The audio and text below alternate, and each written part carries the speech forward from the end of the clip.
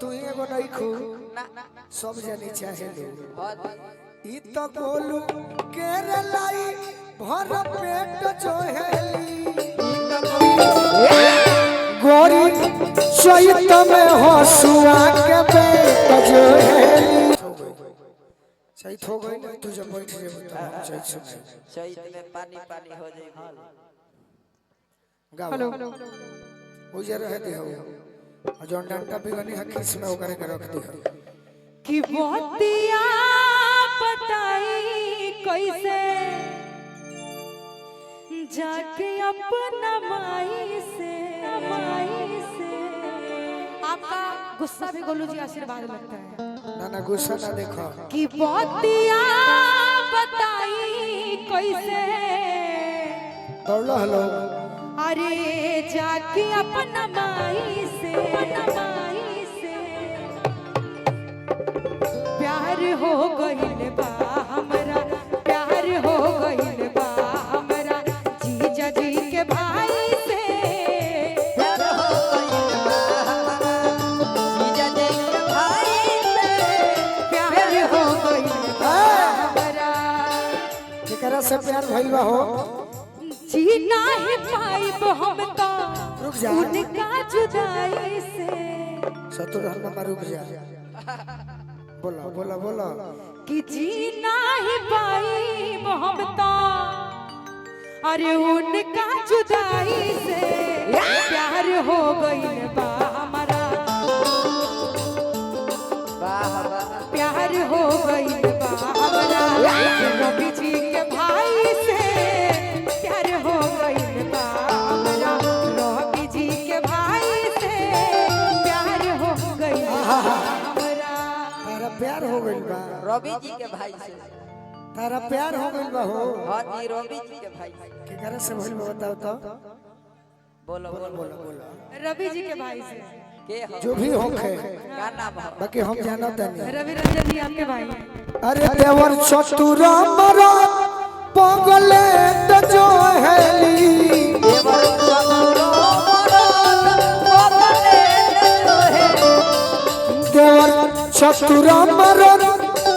पगले त जो हेली गोरी चैत में हसुआ के पेट जो हेली गोरी चैत में हसुआ गोरी चैत में हसुआ के पेट जो हेली और का कि हुस्न के मलिका ई रूपवा के रानी रानी अहिलौले बाड़ी प्रियंका ई दिल्ली राजधानी ई तरहरी में खेलल क्रिकेट जो हेली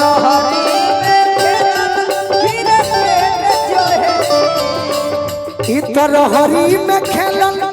क्रिकेट जो हेली गोरी चैत में हसुआ के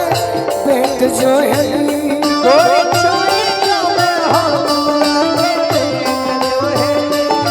गोरी चैत में हसुआ के पेट जो हेली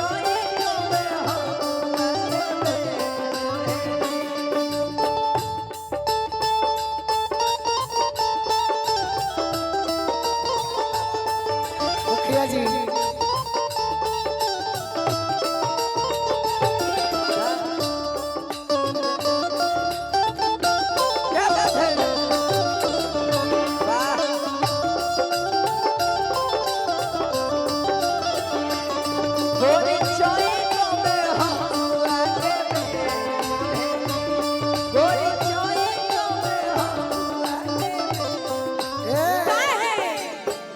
हमरा के सुना कहे देख बाड़ा साजा हो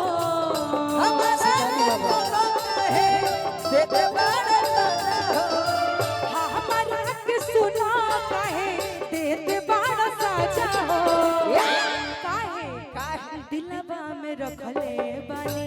दिलवा में रखले बानी तोहके गोलू राजा हो दिलवा में रखले बानी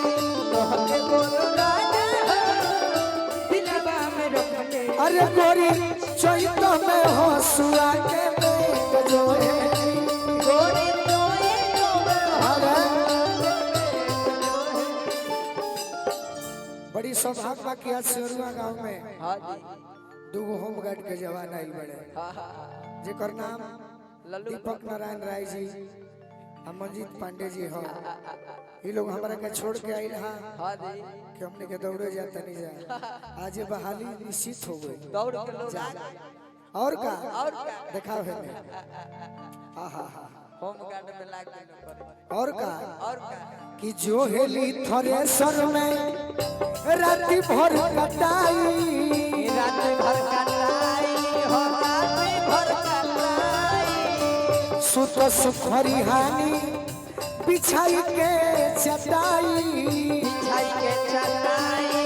बिछाई के चटाई 3:30 बजे भोरवा में भेंट जो है 3:30 बजे भोरवा में भेंट जो है 3:30 बजे भोरवा में भेंट जो है गोरी चैत में हंसुआ के बेट जो है गोरी चोरी तो में हंसुआ के और का और क्या कि जो हेली मरद मरद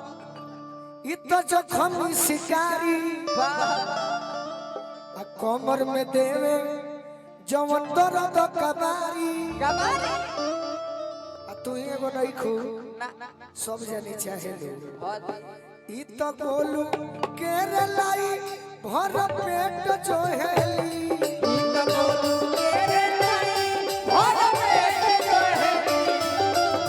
इत बिकी केरे लाई भर पेट जो हेली तो खाली हम अपने जोरे बदनाम होई